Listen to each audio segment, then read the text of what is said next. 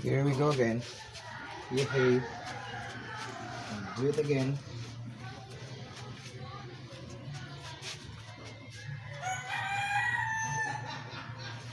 Good day, kabarangay. Welcome to Box Sofia. And today nandito nga ako.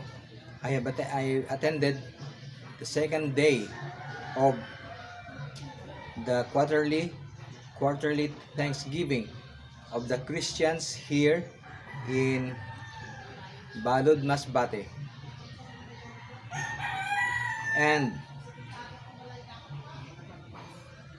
napagtanto ko na ang tumatangkilik sa katuwiran ay umiiwas sa katangahan.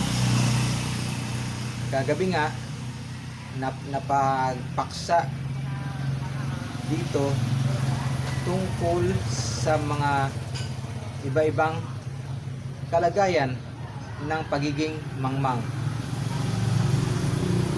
Isa nga doon, ang mangmang ay madaldal.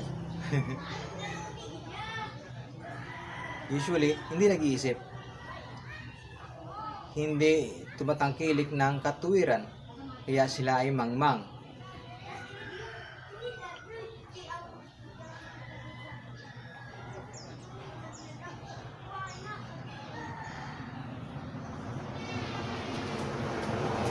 At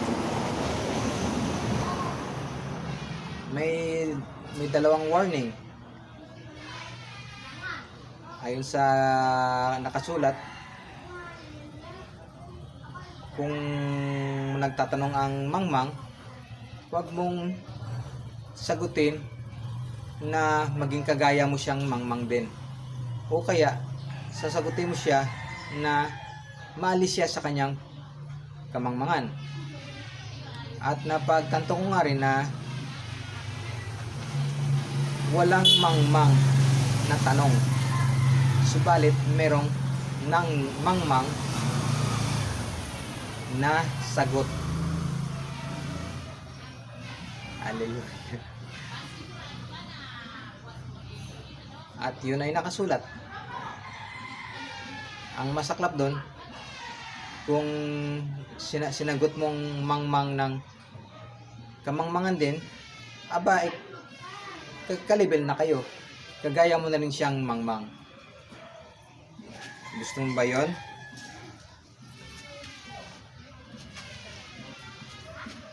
Again, disclaimer, para po ito sa aking mga anak, pamangkin at mga apo.